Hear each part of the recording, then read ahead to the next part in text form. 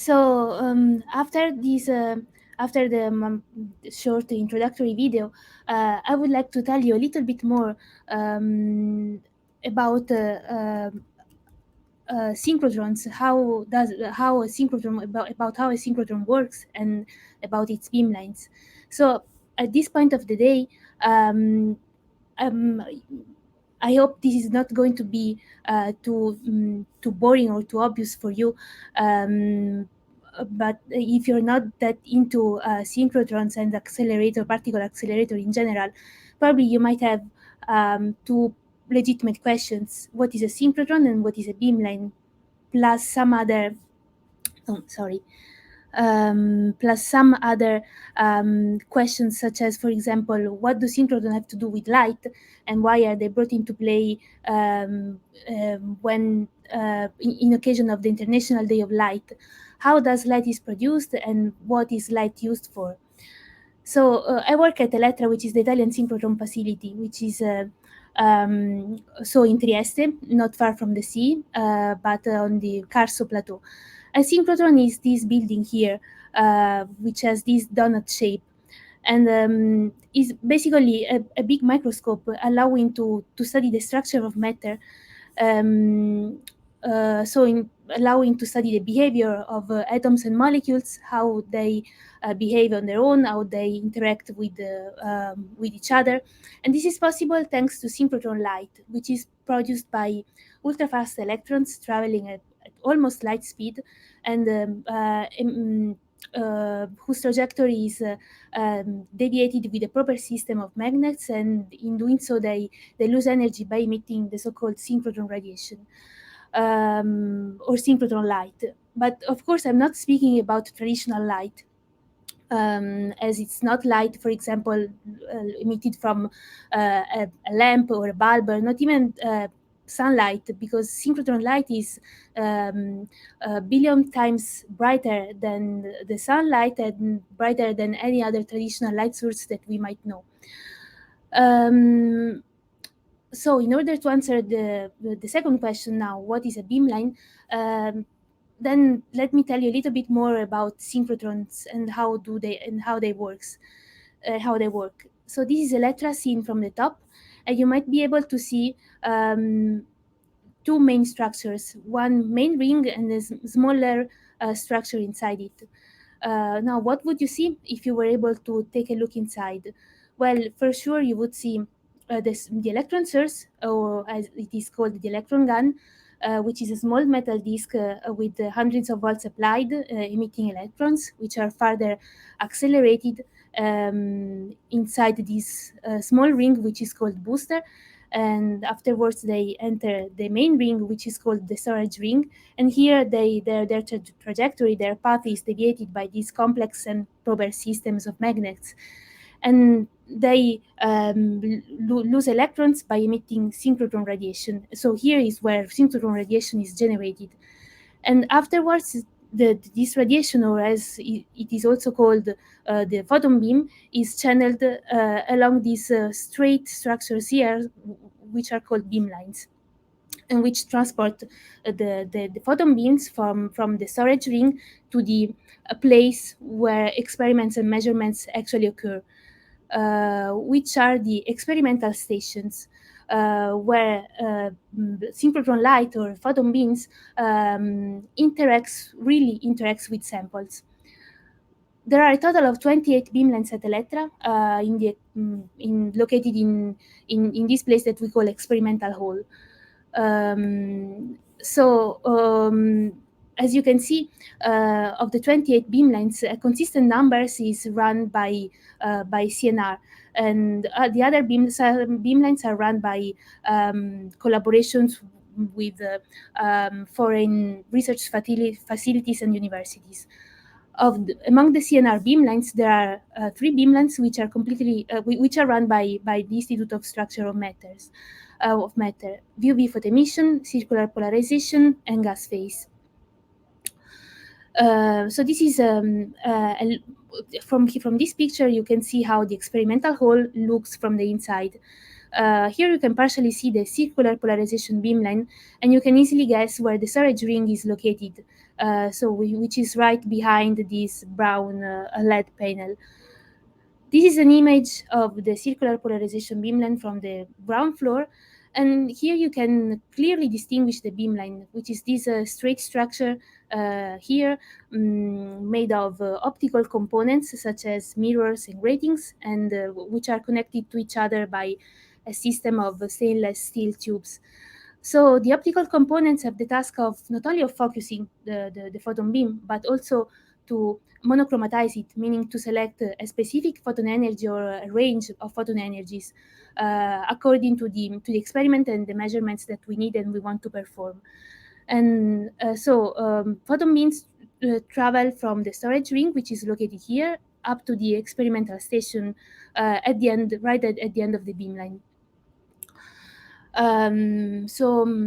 You can have different experimental techniques available at the synchrotron, depending on the characteristic of the photon beam, of the range of the photon beam, that usually can go from the ultraviolet rays passing through the soft X-rays and up to the hard X-rays.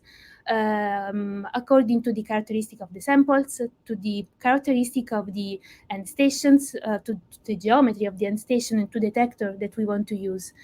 And you can apply these techniques to literally a huge variety of fields to perform experiments, for example, of science and fundamental research regarding new technologies and future materials, the environment and alternative energies, medical research and structural biology, but also archaeology and cultural heritage. So, for example, you can perform some astrophysics and some astrochemistry measurements if you want to investigate highly charged ions, meaning ions that completely or almost completely lost their electrons because of high energetic collisions or because of the interaction with high energy photons.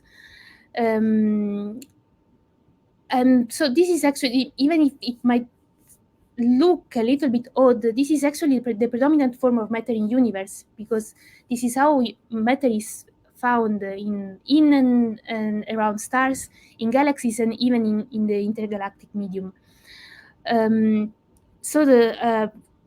Realizing and performing high resolution measurements of highly charged ions is fundamental if you want to have a deeper knowledge and understanding of the universe, and if you want to solve well-known open question in astrophysics, like for example the missing baryon issue.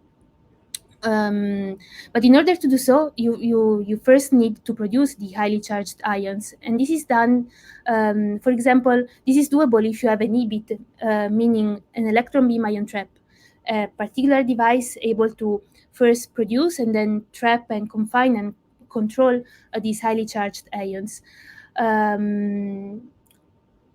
So this is what has been done at the gas phase beamline, where an EBIT was moved from the Heidelberg Max Planck Institute in Germany and mounted and installed at the gas phase beamline. And then their scientists were able to exploit the high resolution offered from the beamline in order to really obtain high precision measurements of highly charged ions of nitrogen and oxygen gases. But synchrotron radiation can also be applied to study and develop new technologies and future materials. For example, at the VUV beamline, a two-dimensional material obtained exploiting the surface the self-assembly of this bromine-based molecule was studied and characterized. So VUV beamline is specialized in performing in studying the band structure of materials, and in this case, the band structure that could be measured revealed the presence not only of Dirac cone but also of flat bands, and these are all very convenient properties for two-dimensional materials, and which might be implemented in fields such as, for example, electronics or photonics. So these results are very promising for future implementation in these fields of this kind of material.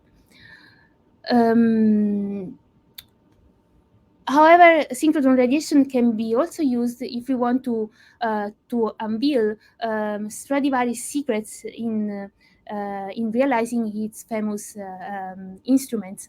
For example, at the CC beamline, a sub millimetric sample taken from a very famous Stradivari violin could be examined and analyzed by a combination of infrared spectroscopy and nanomicroscopy techniques, and also exploiting the very convenient high spectral and spatial resolution guaranteed by the synchrotron light. In this way, scientists were able um, to prove the existence of a proteinaceous layer that Stradivari supposedly used as a further protection for wood. So this layer is located between wood and external paint, and could be the responsible for the unique sound characterizing these very precious instruments.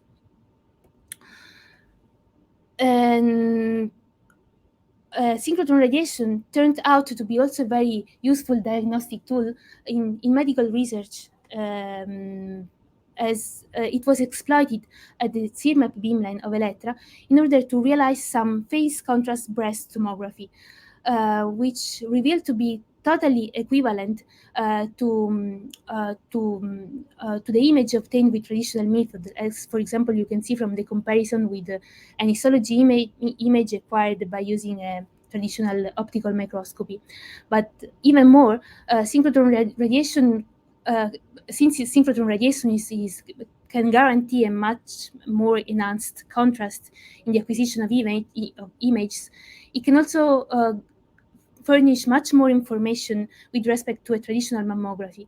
For example, you can see here from these pictures, this is the comparison between a traditional mammography acquired at the university hospital and phase contrast synchrotron radiation mammography. And you can see that the structure here indicated by this white arrow, which is a 5 millimeter bending size, is definitely much more visible in the image acquired with synchrotron radiation with respect to the image obtained with traditional mammography. So to conclude, we have here at Elettra this huge, roughly 80 meters diameter storage ring, where ultrafast electrons are traveling almost at light speed, over 1 million of times per second. And this is in an ultra bright light source, which is exploited by 28 beamlines to realize cutting edge research in different fields, going from astrophysics to biology, from nanotechnologies to archaeology and cultural heritage.